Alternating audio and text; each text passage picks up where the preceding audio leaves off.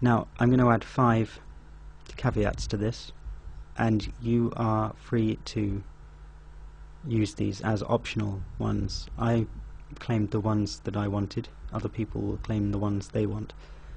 So you can use none, you could use all, or just some, and it's up to them to prove that you can't exercise these rights. So here we go. What you could potentially put in would be stuff like, furthermore, I claim the right to lawfully, 1.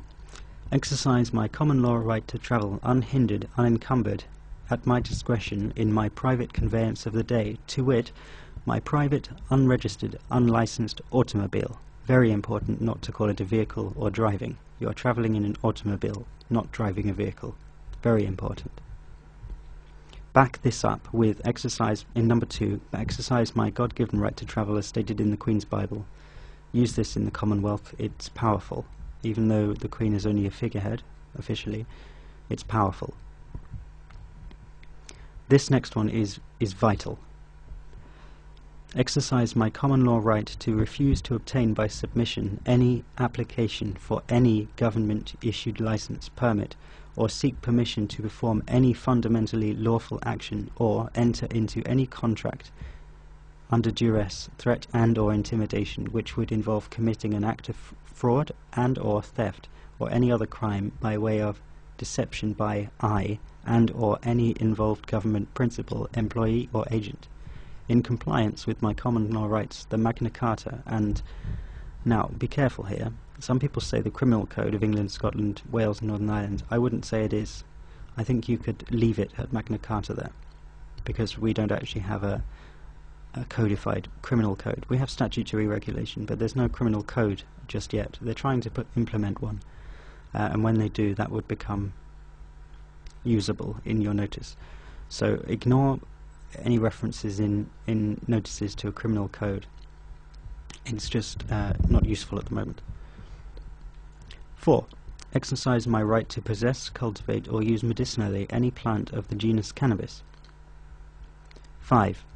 Exercise my right to possess unregistered, unlicensed firearms and ammunition, and to use the same for target practice at a range or hunting for food, and further swear under oath never to open fire on another human being unless as a last resort to protect human life. It's all a bit long-winded, I know, but it's quite important to get your wording right, otherwise they'll find ways of stopping you.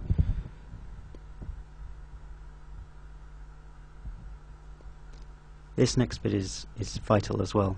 I claim that pursuant to any action by any government and or any principal, member, employee, agent, servant, person thereof in right of Great Britain, a province or municipality, quote, I reserve my right not to be compelled to perform under any contract or commercial agreement that I did not enter knowingly, voluntarily and intentionally, and I do not accept the liability of the compelled benefit of any contract or commercial agreement not revealed to myself, which are my rights pursuant to common law. Unquote.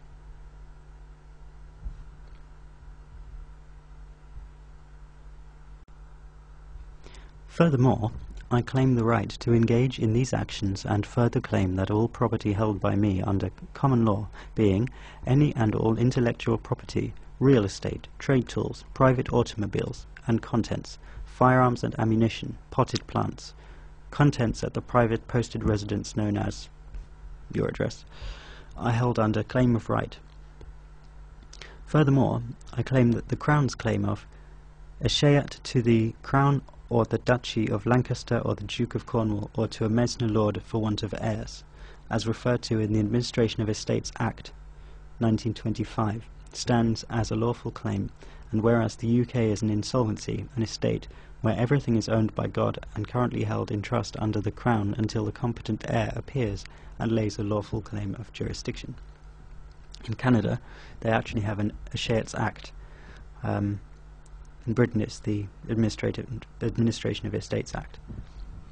So, this bit's essential. Furthermore, I claim that the intentional blurring of the lines, with smoke and mirrors, deception, outright lies, and too numerous to mention false claims, as to the well-settled division between the Crown-created legal entity known as the person, and the flesh and blood creation of the Creator, known as man, is nothing short of theft, fraud, breach of trust, and forced slavery, a heinous criminal activity of the most odious form. Furthermore, I claim that all persons acting as government's principals, employees, agents, and justice system participants claiming retained legal counsel have, by virtue of their own and/or their principals' actions, claimed total incompetence in handling any of their own affairs in law, and have become an instant ward of the court. Hence, they are imprisoned by their own actions in hand or lack thereof. Furthermore, I claim that due to the self-evident facts and in truth at hand, that all persons, the Crown, government's principals, employees, agents, and justice system participants claiming limited liability or immunity are doing so under the pretense of being in fact deemed totally incompetent and under law made instant wards of the Crown and or court, and therefore cannot claim good faith or colour of right over anyone who is thus blessed as being a competent heir.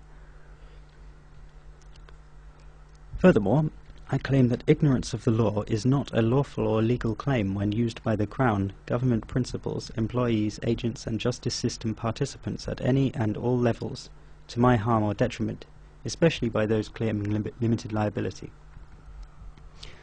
Furthermore, I claim that these actions are not outside my community's standards and will in fact support said community in our desire for truth and maximum freedom. Furthermore, I claim that anyone who interferes with my lawful activities after having been served notice of this claim, and who fails to properly dispute or make lawful counterclaim, is breaking the law, cannot claim good faith or colour of right, and that such transgressions will be dealt with in a properly convened court de jour. Furthermore, I claim that the courts in the United Kingdom are de facto, and are in fact in the profitable business of conducting, witnessing, and facilitating the transactions of security interests, and I further claim that they require the consent of both parties prior to providing any such services. Furthermore, I claim all transactions of security interests require the consent of both parties, and I do hereby deny consent to any transaction of a security interest issuing under any act, for as herein stated, a free man on the land, I am not subject to any act. Now this is all very important when you start to understand security and security interests and UCC and how it's all a money system and not a law system anymore.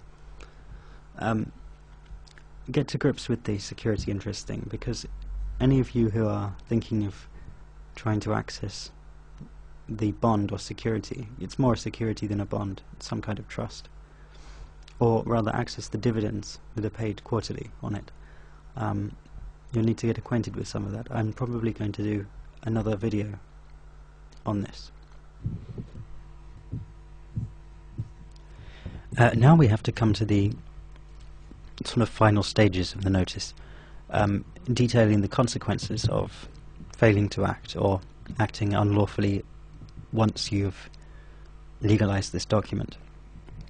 One of the things I always use is the fee schedule, or schedule, depending on where you're from.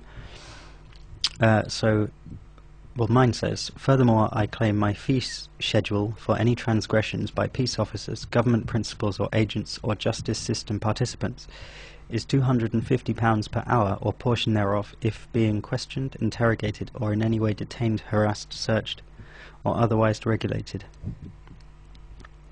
I think that's pretty fair, because it's a great inconvenience, especially if you act in a lawful manner. So we carry on with this, and £2,500 per hour or portion thereof if I am handcuffed, transported, incarcerated, or subjected to any adjudication process without my express written and notarized consent,